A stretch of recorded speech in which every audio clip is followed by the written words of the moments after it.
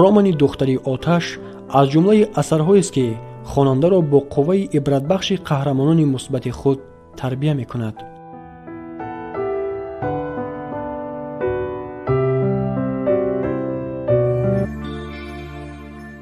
асарҳои сегона ё худ трилогияи нависандаи зиндаёд ва маъруфи тоҷик Ҷалол Икромӣ, духтари оташ, 12 дарвозаи Бухоро ва тахти вожгун солҳост ки ҳамчун шоҳкории таърихӣ аз ҷониби хонандагони сершумор баҳои баланд гирифта, аз ҷумлаи адабиётҳои серхонандатарини китобхонаҳо табдил ёфтааст.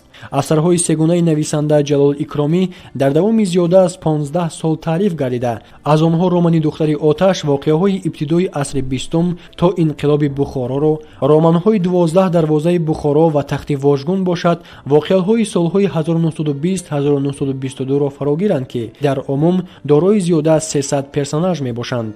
биёндагони азиз, ин навбат мо ба шумо дар бораи романи якуми ин асри сегона духтари оташ маълумот хоҳем дод. дар вақтҳои фориғ аз дарс бештар рӯ меоварам ба асарҳои пурмуҳтавои нависандагони муосири тоҷик ва яке аз романҳое ки ман бисёр дӯсташ медорам ва он шавқони гулбонги ҳавасҳои ман аст. ин романи духтари оташи нависандаи халқии тоҷикистон устод Ҷалол Икромӣ мебошад ки дар романи духтари оташ мавзӯи дӯстии халқҳои ҷаҳон мавзӯи марказӣ ба ҳисоб меравад. роман асосан аз 3 қисмат иборат буда, қаҳрамонҳои марказии роман Дилоромканиз, Фирӯза, дӯстдоштаи Фирӯза, Асо, падар ва модари ӯ Истад ва Сафия, ҳамзамон ҷиҳати чеҳраи намоёни адабиёт инҷо Оймуллои Танбур оварда шудааст.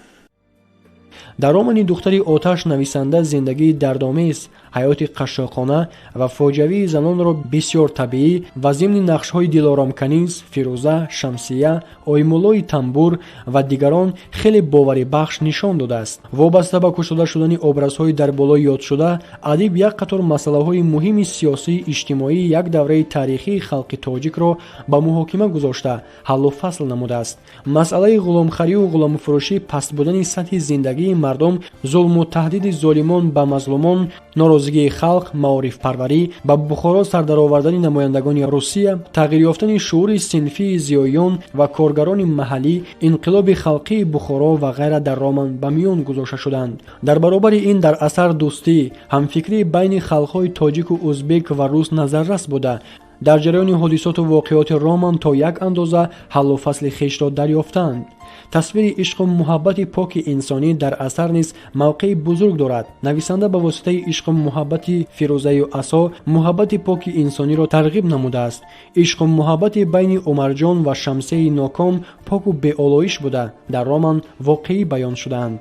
аз тарафи дигар, адиб дар роман образҳое низ офаридааст ки онҳо ба фисқу фосиқӣ машғул буда ҳаёти садҳо занону духтарони покдоманро сӯхтаанд, дар ҳаққи онҳо хиёнат карданд ва амалҳои ношоистаи онон боиси мазаммат кардани нависанда қарор гирифтааст. умуман нақшҳои офаридаи романи духтари оташ пандомӯзанд. хонанда ҳангоми мутолиаи асар на танҳо аз кору рафтори қаҳрамонони мусбат пандҳои судманд мегирад, балки рафтору кирдору гуфтори ашхоси ношоиста барои хонандагон низ ибратомӯз гардида саъю кӯшиш менамоянд ки дар зиндагӣ мисли онҳо нашаванд ва чун онҳо амал накунанд.